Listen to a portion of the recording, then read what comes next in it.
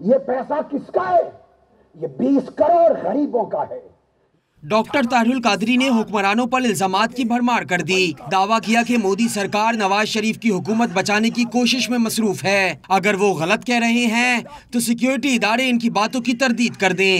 4 سال تک نواز شریف صاحب پر انڈیا نے انویسٹ کیا پاکستان میں برسر اقتدار لانے کے لیے، اور آج انڈیا پوری دنیا میں ان کا اقتدار بچانے کی جنگ لڑ رہا ہے۔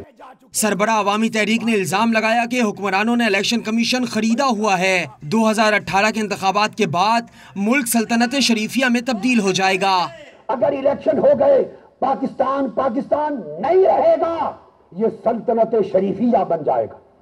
لکھ لیں، آل شریف کی سلطنت ہوگی۔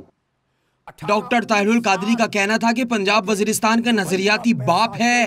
اگر یہاں آپریشن نہ ہوا تو ضرب اس کے نتائج متاثر ہو سکتے ہیں۔ وزیرستان سے دہشت گردی ختم ہو گئی، پنجاب سے کب ختم ہوگی؟ پنجاب وزیرستان کا باپ ہے، وزیرستان کا نظریاتی خالق ہے۔ تمام دہشت گردی کی جڑیں پنجاب میں ہیں۔ سربراہ عوامی تحریک کا کہنا تھا کہ کارکنان کی طاقت دکھا دی، چاہے تو 1 ہفتے میں شہداء کا حساب لے سکتے ہیں۔